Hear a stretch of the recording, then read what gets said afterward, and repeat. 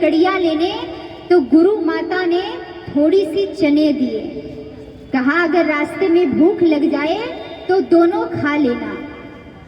श्री कृष्ण और सुदामा जब जंगल में जाते हैं तो वर्षा होने लगी, और जब बारिश होने लगी तो एक वृक्ष को देखा, पेड़ को देखा।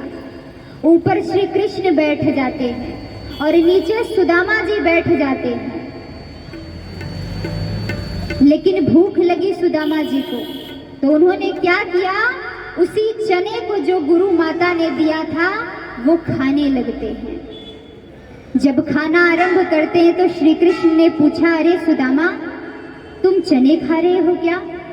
सुदामा ने कहा, अरे नहीं, मैं चने नहीं खा रहा हूं।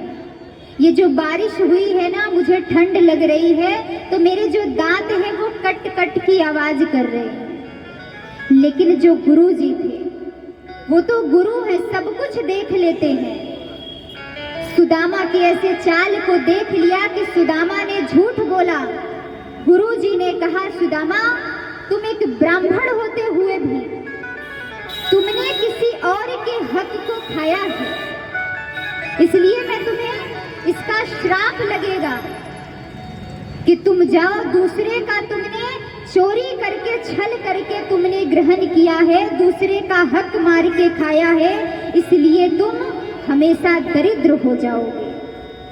अर्थात दरिद्र होने का मतलब ये नहीं है, कहते हैं जो संत होते हैं, वो जो ऋषि मुनि होते हैं, या संसार में कोई भी मानव हो, अगर आपको आशीर्वाद देते हैं तो आपको पता है कि जब हम इनके चरणों को स्पर्श करते हैं तो हमें आशीर्वाद मिलता है।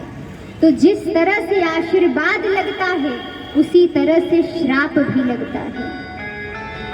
अगर आशीर्वाद लग सकता है तो आशीर्वाद के साथ साथ श्राप भी लग सकता है, इसीलिए हमें श्राप से हर वक्त बचना चाहिए। गुरु जी ने ऐसा श्राप दे दिया तो इसका मतलब ये नहीं है कि कल ही सुदामा दरिद्र हो गया, नहीं, श्राप कभी भी लग सकता है। कुछ समय के बाद विवाह हुआ, भगवान चले गए, लेकिन यहाँ देखिए सुदामा की दरिद्रता इतनी ज्यादा हो गई कि परिवार में खाने के लिए भी कुछ नहीं था।